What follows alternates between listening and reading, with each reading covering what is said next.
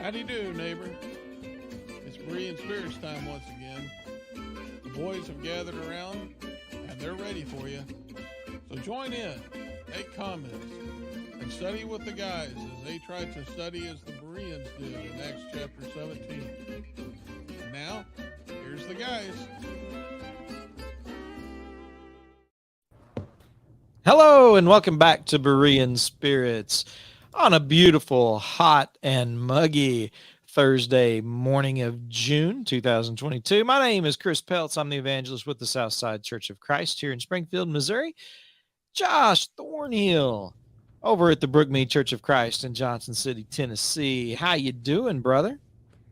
Hey, I'm doing good. I'm good. Is it hot over there? Yeah, man, I think the air conditioner outside is broke. Yeah. At least the one inside, though, works just fine. Yeah. Oh, man. All righty. Well, we got Richard Dodson from the Kearney Church of Christ as well. How you doing, Rich? Oh, he did that A. You remember who did A, right? Fonzie, Happy Days. Yeah. Yeah, and Fonzie Please don't came bring out. that song up to me.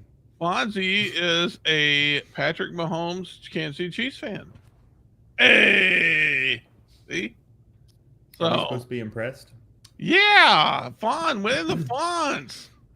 The Fonz loves the Chiefs. Please don't get that song stuck in my head. Of course, Thank you. you probably never saw the show, but being as young as you are and wet behind the ears, you probably just got done with what's the Blues Clues? Isn't that the show you probably liked, Blues Clues? Thursday, Friday, happy days. Oh, dear, no. No, why would you do that, Chris? He does know the show. Oh, yeah. Yep. Man, oh, man. Well, growing up, he didn't have a lot of money to watch cable TV and stuff like that. Yeah.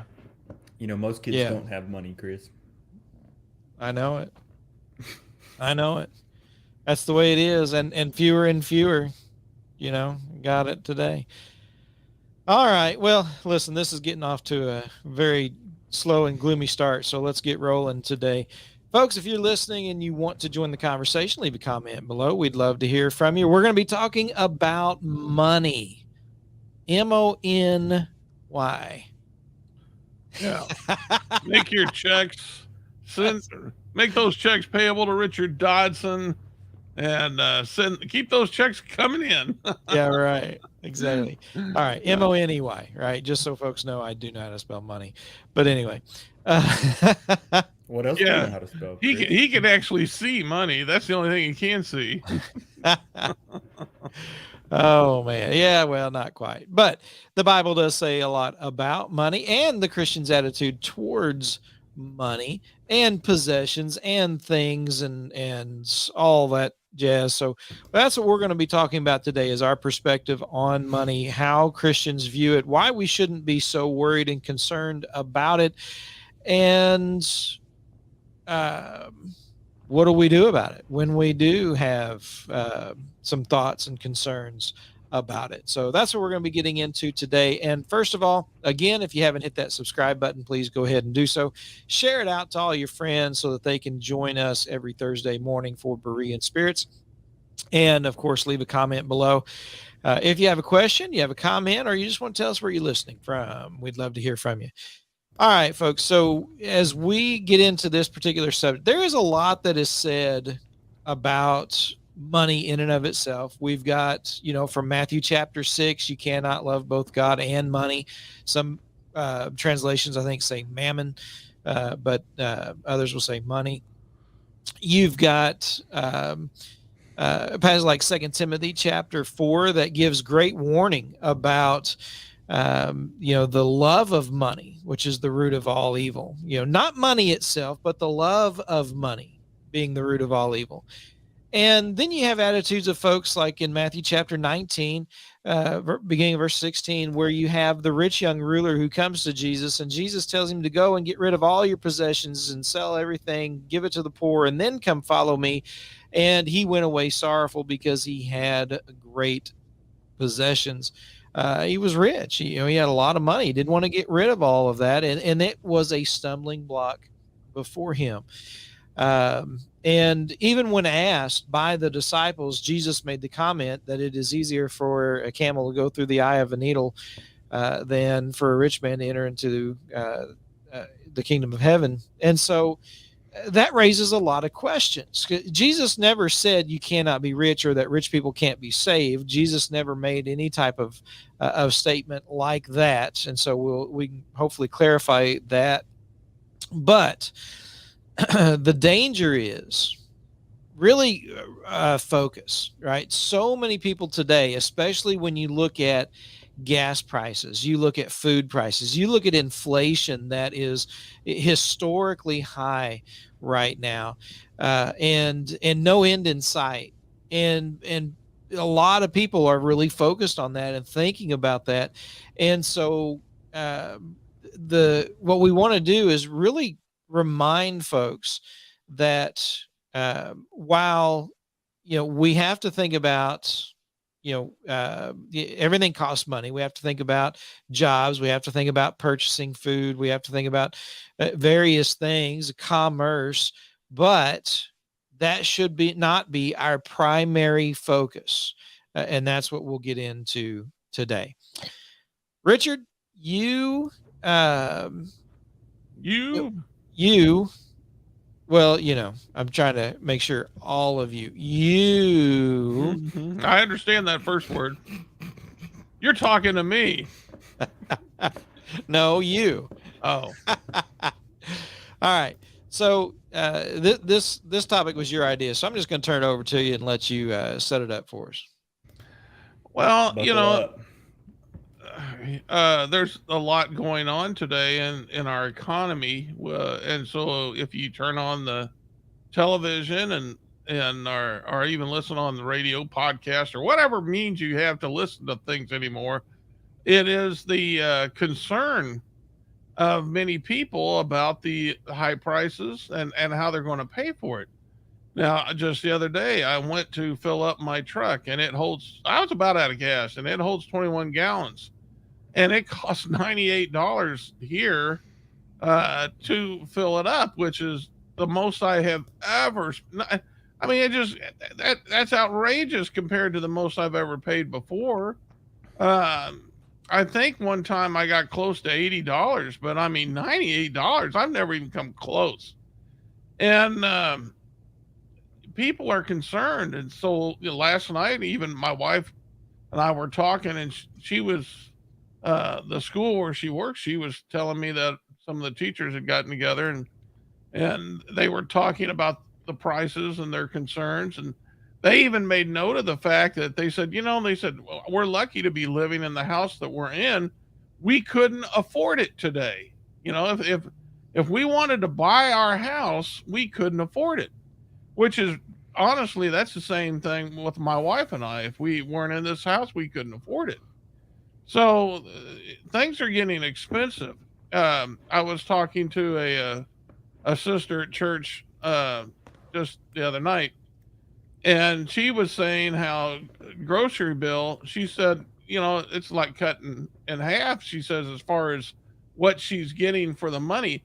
I think they used to spend $200 a week on groceries, and she said now she says I'm getting about half of the groceries that I used to get. And she goes, I'm getting about $100 worth by the old prices. She said, compared to what I'm getting now. And so there's a lot of concerns, and it is getting bad. It really is compared to how things were, Chris. I'm sure we all three noticed this. And so I was thinking we would do a show about concerns so that, people, at different times, people's stress levels can go up or down based upon their monetary needs. And right now, it seems like there's a lot of stress. Yeah. So I thought we could address this subject and hopefully, we can see that God's in control and that we need to be putting our faith in Him and not be overly concerned, as you said, with the the cost of living today. Yeah. Yeah, there are a lot of businesses, a lot of companies that have actually come out and said, "Listen, we're not going to raise our prices," right? So what you see as far as prices go at the stores, we're going to do our best to make sure that they remain the same. Unfortunately, the packaging and the amount in a package is going to be reduced by several ounces. Like in some cleaning products, the prices will be the same, but it's going to be a third less in a package, of what you would normally get for that price. And so, they're they're trying to have an appearance, but they're admitting, yeah, it's going to be different. They've trying to make adjustments where they can because of the state of our economy. So with that said, what we've got to understand, what we've got to look at, and let's look at Matthew chapter 6 first of all, because this is probably at the heart of what many people think of, and I think what they ought to think of when we consider these situations, with a few little caveats that we'll discuss. But Matthew chapter 6, and Josh, when you look at this particular text in Matthew chapter 6, leading up to verse 33, seek first the kingdom of God, and all these things will be added unto you. There's a lot of people that are worried, that are very anxious about the situation that they find themselves in. And what Christ is trying to do is provide some comfort and a focus upon what really matters, and what we can do to try and ease that stress. I think as you go back to the nation of Israel in general, particularly read through the book of Deuteronomy and look at the promises that God gave to Israel. If you will be faithful to me, if you'll trust me, if you'll serve me faithfully, then I will bless you. God was going to give to Israel what they needed. Israel, when they were faithful to God, they were abundantly blessed. And so I think there's a principle that you see all the way back from the Old Testament that Jesus is kind of drawing on here, that God blesses the faithful. It's not necessarily that he's going to give you that big mansion or that big fancy car that you like, but he's going to provide what you need. I think one of the things that is important in this verse is the fact that God is the provider. And when things get difficult, when prices start going up like they are right now, we need to remember and trust the fact that God is the provider. And so that's why Jesus is saying, don't be worried about your life as to what you're going to eat or what you're going to drink, or for your body as to what you're put on. Is not life more than food and the body more than clothes? And then he starts thinking about, look at all creation. Look at how the birds, they don't go to work like you do. They don't labor like you do, and yet God makes sure that they have enough to eat. You look at all the plants and everything in nature. God sees to it that they're taken care of, and they have what they need to survive and to thrive.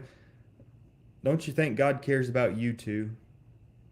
I think that's a comforting thought to remind ourselves that the world may be a difficult place right now. Our financial situations might not be ideal, but God still cares.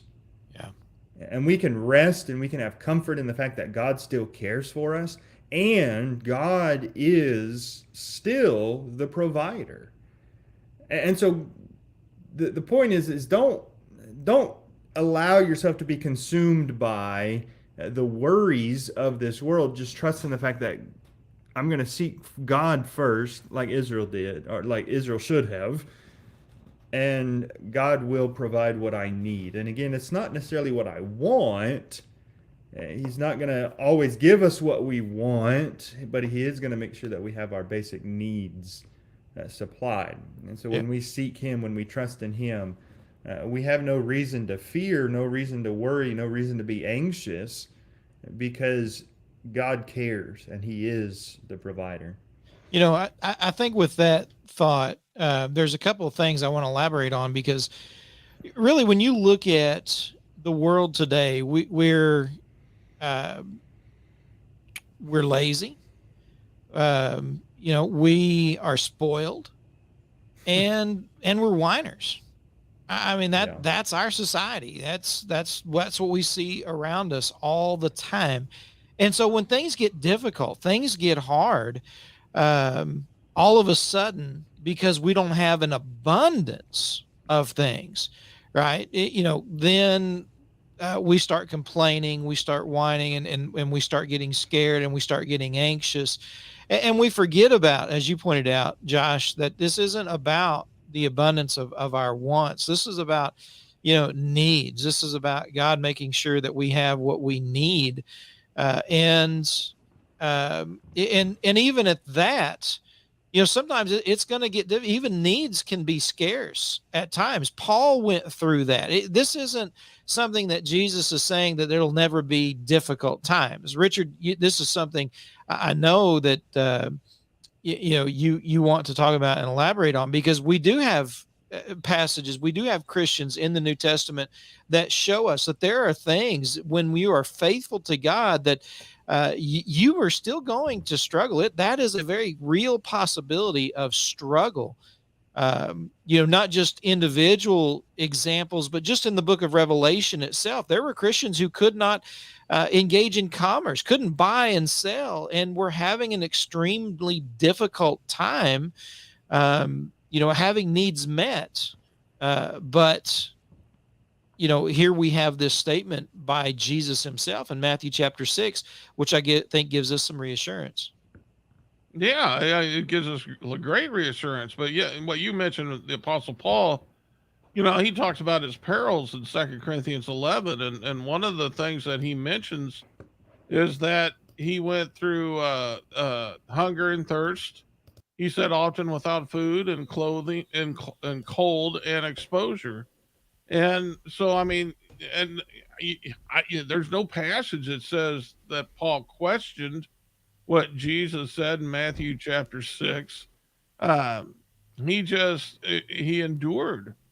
And, right there in the book of Acts, right in the very beginning, Acts chapter 4, there was obviously a problem for many because they sold their possessions. They had all things in common. They distributed to each man as he had need. We haven't seen that. That hasn't happened here uh, like it did back then. So there can be times in this world where it's going to be hard, but that doesn't mean God's not in control.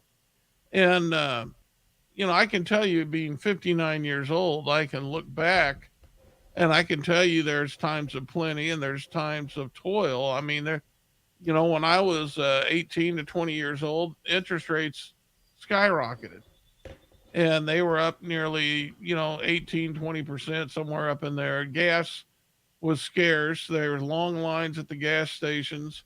It was hard times, but, you know, God was there. And we just, that's not the time to whine. That's the time to put your faith in God and count yourself blessed that you're able to suffer for Christ. In other words, the Lord has a purpose, and if you're being called upon uh, to sacrifice, then you need to be thankful that you're being asked to sacrifice for Christ. That's not a time to whine. And it's never a time to whine. I mean, look at God's attitude toward the whiners, those Israelites. I mean, he wanted to wipe them out and start all over again. You don't want to whine. That's not a. We did a whole show on whining. Whining is not a good thing. But yeah, it leads to drunkenness. But wrong whining. Sorry. We need to replace. Where's his mute button? We need to replace the anxiety with prayers of thankfulness. So when you're feeling anxious about your financial state, and I have no doubt right now everybody's got problems, but when you are feeling anxious about how you're going to pay for it, get on your knees and thank God that you are in a situation where you can suffer for Christ. Yeah. And replace the anxiety with thankfulness. We got a comment I'd like to bring up. Chris Yeah. Kramer. He says, even with prices going up, we need to remember to give first to God and not cut back on Him just to maintain our previous lifestyle. We need to change our lifestyle and drive differently, eat differently, etc. Don't rob God. That's a good point. Yeah, it is. That's a really good point. And I think that goes to the idea of putting God first, right? Seek first the kingdom of God, these things Mhm. being added unto you. You know, even with that promise that God has made there in Matthew chapter 6, you know, we can't forget that there are people fighting against God, right? And sometimes they take some major blows, and they give major blows, you know, to Christians, to those who are trying to serve Him. We see that throughout the book of Revelation. We see that with Paul. You know, Paul, you know, generally when you see Paul suffering and going without, it wasn't through any fault of his own as much as it was, you know, people trying to persecute him, throw him in prison, and physically do their best to keep him from having the things that he needed. And so there were things and times when people will do that very thing. I mean, right now the situation our country finds ourselves in is self-inflicted, in many ways. It could definitely be avoided, you know, with different policies and various things. But nevertheless, we find ourselves in this situation. And what are we going to do? Are we going to abandon God? Are we going to abandon, you know, our faith and seeking first the kingdom and put all our effort and concentration on the things of this world? That's what Jesus is warning us against. That's what He's telling us. Don't be so anxious about that, to where it takes you away from your service to God and thinking of Him and putting Him first. You know, and again, you know, more often than not, the whining and complaining has to do with a lack of abundance rather than a lack of need in our life, and that's where we need to be careful about that. You know, Paul warned in 2 Timothy chapter 4 about that love of money, right? And when that money starts to dwindle, not be worth as much, the value is down. We're having to spend more to maintain, as Chris Kramer pointed out in his comment, to maintain a lifestyle that we like. It's like that rich young ruler who had such a love of money, such a love of possessions, that he wasn't willing to get rid of any of those things in order to follow Christ, even though he desired salvation. That's what he came asking Jesus about, was salvation. And so it would seem as though he's asking the right question. He certainly came to the right place, to the right person, but he wasn't willing to really focus upon what was necessary, and those possessions that kept him from it. And that's where I think a lot of people find themselves in that type of situation today. Can I say something? No, Josh, go ahead. Okay. Go ahead, Richard. In 2 Corinthians 8, the brethren who made up the churches of Macedonia, they went through hard times. I mean, they went through poverty, but whatever took place, I don't know if it was relief or whatever, they never put their faith in money, even though they went through hard times.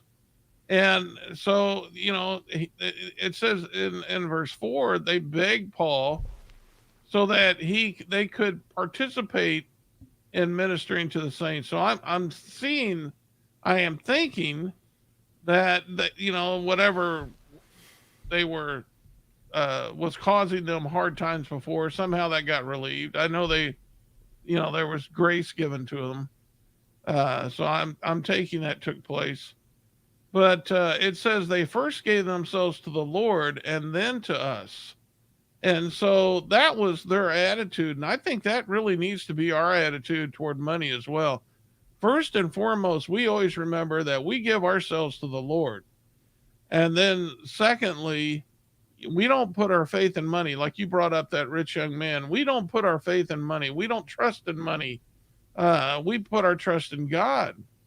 And then we start thinking, okay, all right, now the Lord's relieved us of our suffering. Wait a minute, we got some brethren that are suffering. Now, this gets into Chris Kramer's thing. Um, you know, hey, we want to be able to, we want to help them, and they did that because they first gave themselves to the Lord, and then it says, no, they gave beyond themselves, meaning I take it that they went into debt in order to be able to help them. Uh, this needs to be our attitude. We need to be thinking about what can we do for others, even to the point of suffering. It may be that you're going to have to give your blessings that God gives you to someone else. Um, be thankful for that. I Yeah, mean, and I think it's possible that whether not necessarily even going into debt, but going without, right? And Paul talked about he learned to go without and to have an abundance, Philippians 4:11 and 12. But maybe you have just enough to eat one day, and you're like, you know what, I'm not going to eat today, so somebody else can. Going beyond your means, and giving that. So that someone else would have their needs provided for. But that's what God gave the church for. I mean, that's part of what the church is all about. You got to set up all of these provisions for us. And it shows not only he's in control, but not only that he cares, but that there are means and ways for all of this to be provided for and taken care of. And through the church is part of that for brethren. That's what God intended, and it's a wonderful blessing to have that, especially when it's in times of need. okay, I guess I was done. Okay, Josh, go ahead. Well, all right. I want to I want to come back to something that Richard said. I'd heard somebody say before regarding somebody else's sermon. I could take that and make a good sermon out of it. So I'll take Richard's point and make a good point out of it. He was talking about the anxiety and you overcome anxiety with thankfulness. That's exactly what Paul says in Philippians 4:6. Be anxious for nothing, but in everything by prayer and supplication with thanksgiving, let your requests be made known to God. That sounds impossible, right? Be anxious for nothing. How? Well, he says, be thankful. And now, when we're gripped with anxiety, sometimes we're thinking, well, what do I have to be thankful for? Well, I think when we're gripped with the anxiety, what we're doing is we're focusing on the negative things in our lives. We're focusing on the gas pump number going up and up and up and up and up. And up some more, and up some more. Keep. Does this thing have an end to it? We see that gas pump go up. We go to the grocery store, and we see that bill just go up and up and up. And how can I be thankful? Well, you still have that car that you're pumping gas into. You still have that food. It might cost a little more, but you still have something to eat. And you still have the ability to eat. I've heard someone describe you take care of your four walls first. I have somewhere to live. I have food on my table. I have clothes on my back. And I have transportation. Yeah. What else do we need beyond that? What else do we need beyond that?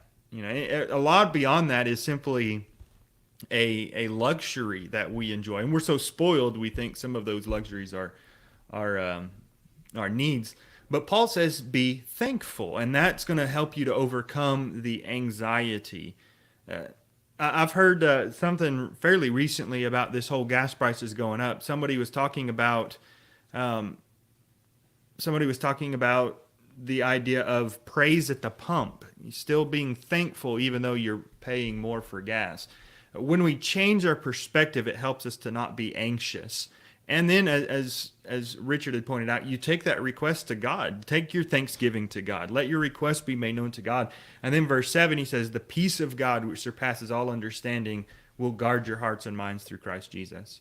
And if that's not bad, or that's not enough, Paul goes later on in the very same chapter to say in verse 11, not that I speak from want, for I have learned to be content in whatever circumstances I am. He says, I know how to get along with humble means. I know how to live in prosperity. And in any and every circumstance, I have learned the secret of being filled and going hungry, and of both having abundance and suffering need. I can do all things through Christ who strengthens me. The point is, Paul says, I can find contentment regardless of what situation I find myself in. And when we learn to be content, even with gas prices going up, and even with the shortages that are going on, when we learn to be content with what we have, the peace of God can guard our hearts in Christ Jesus, and we can learn to rejoice, knowing that God still cares, God is the provider, and I have what I need. I've learned contentment. Yeah. Maybe I can't go to Starbucks every morning on the way to work. Maybe I can't go out to eat every night like I used to or like I want to. You have what you need. And we need to learn to be thankful for that and to be content with what it is that we've been given. Chris, Yep. David Sambursky has a question for you. Okay. When you can't feed your baby because there's no formula, how can you rejoice at that? Yeah. Yeah. I mean, that's hard. It's a hard situation, but there's a couple of things. First of all, maybe you go without so that you can feed your child. And we put these what if situations sometimes, and I think it's difficult, but we can be thankful we have a child, right? We can be thankful that we have not only the love of a child, but the love of a God and Father who knows and understands what you're going through and how you feel when it comes to caring for that child, because God cares for us. God is in that same situation where here you are trying to provide for your child. God is trying to provide for you. And so he knows, and be thankful that you have a God who understands those things. When Jesus came to this earth, he came in the flesh, right? And so here he is pleading our case as we pray to the Father through Christ Jesus.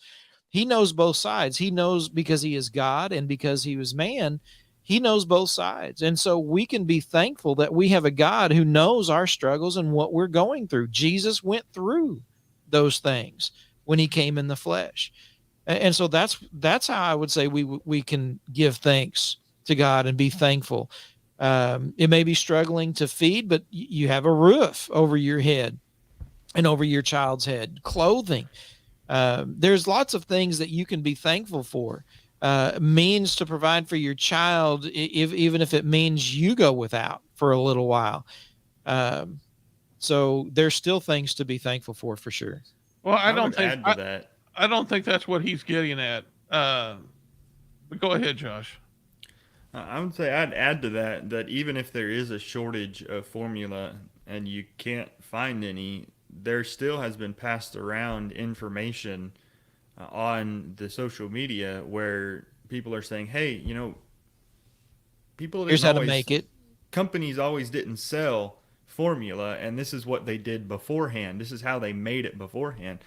So there are means by which we can accomplish the same thing, even if we can't go to the store and purchase formula. I mean, that's a blessing in and of itself that we have the information, the ability to pass around that information, to share that with others. So, hey, if you're struggling, here's an alternative. Yeah, I think that's what he was getting at is people sacrificing to buy baby formula was not the problem. I think it was more of, what do they? How do you find it? How do you feed them? And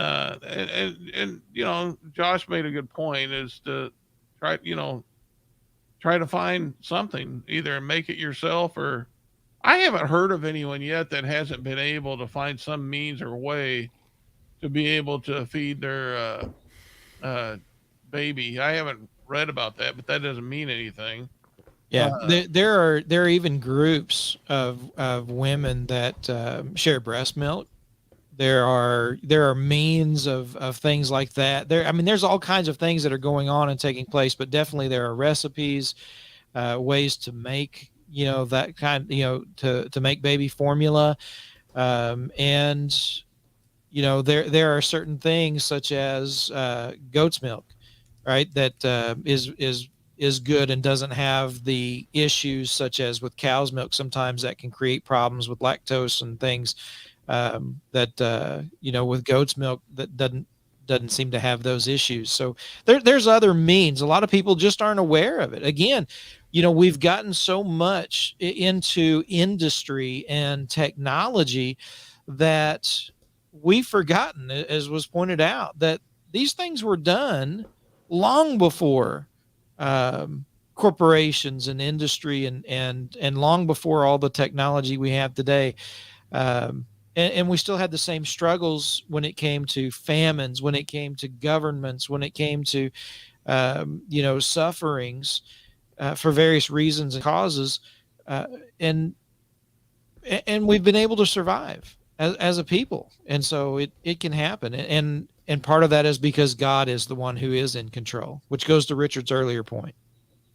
all right, we got a comment from Fred and Belinda Sievers. Hello, brethren. Atheists are facing a food shortage as well, so this is not a good thing. This is an availability thing.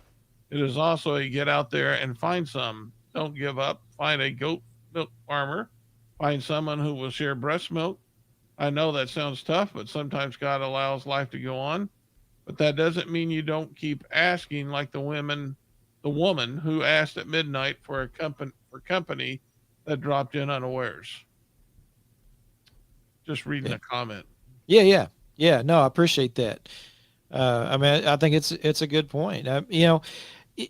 We got to remember sometimes the things that happen. Remember, God sends rain on the just and the unjust, and I think that's part of what Fred and Belinda's point is, that sometimes these things happen. Not this isn't about God trying to make a point as much as sometimes those who are fighting against God trying to make a point and put us in certain circumstances and situations. But everyone's suffering because of this, whether you're Christians or not. There are others who are suffering, and as Christians, this is an opportunity for us to show our perspective of joy and peace, because we have something that those who are not Christians do not have, and it's not of this world. It is hope. It is hope of eternal life and the glories of heaven. It is a hope of no more tears or pain, no more suffering, and no more difficulties, no more persecution. This life will end, and there is life to come, and that's something we should be sharing with everyone. And because a lot of people are without hope right now, and they need God in their lives. And in spite of the circumstances that are surrounding us right now, and money problems and difficulties, as Christians, we should have a joy that, as Josh pointed out from Philippians 4 earlier, passes all understanding. And I think in part that means that people look around and they see us, while we still have the same struggles and difficulties, and the with everything that's going on, we're still full of joy and happiness and peace, because we understand none of that comes from the things of this world. And that helps us with anxiety. It helps us with getting through these situations, and sharing that with others is something that should be a priority to us. Yeah, I'd like to say to the parents out there that you need to be really careful about the anxiety. Listen, I've gone through this. I've felt anxiety over these kind of situations. Everyone has. I mean, it's just faith being tested. But now we can't allow that. And this is what's really important. We can't allow this anxiety in our home to affect the mental state of everyone that lives there, especially our children. And we need to remember that they're looking to us. They see us as their provider. And if we're, if we're scared, if we're displaying a fear of how things are going to be taken care of instead of displaying a faith in God, then that can cause them to have undue pressure as well. So we need to keep things in its proper perspective. You may feel anxiety, but that's part of being tried. All right, that's a test. But you know, put your faith in God and do what you can do with the situation that's around you. Do what you can do, and the rest of it you let God take care of. But you Yeah, do what you can do. absolutely. Absolutely. All right, folks. I think we're about to wrap things up. Man, it seems like today has just flown by, to be honest with you. But Josh, I'm going to throw it to you for any last comments you have on this particular subject. I would say that we need to remember just how blessed we are in our country. I may have shared this before, but I'd read a statistic that a family of five living just above the poverty line, which would be roughly in the low $30,000 range, a family of five living on $30,000 is among the top 1% of wealth in the world. And we would be screaming and talking about how hard our life is, but we're abundantly blessed compared to what the rest of the world has. Yeah. And we need to remember that blessing that we have, and remember that you know this life is not all there is. I think sometimes we get so anxious because we're worried about making this life as comfortable as we can. It's about the eternity. That's what we're living for. And I Right. think sometimes we get so distracted by what this world has to offer that we forget that there's a better life coming. Yep. Yeah, absolutely. Yeah. And we get caught up trying to keep up with the Joneses, as they say. And we Mm-hmm. compare ourselves with, among ourselves, with those around us, and maybe what they have and how they're living. And we lose sight. We lose sight of what's important. Absolutely. Richard, last thoughts? No, that last comment I made, I guess, would be my last thought. Okay. All right. Thank goodness. Well, Still love you, Richard. oh man. All right, folks. We appreciate everybody tuning in to Berean Spirits on this Thursday morning. Again, thanks for those who have commented and hit that share and like, and tell everybody about the program every Thursday morning, 10 o'clock Central Time. And of course, if you want to contact us, you can do so through email, which will be given to you here in just a moment. But until next time, remember to search the scriptures daily with Berean Spirits.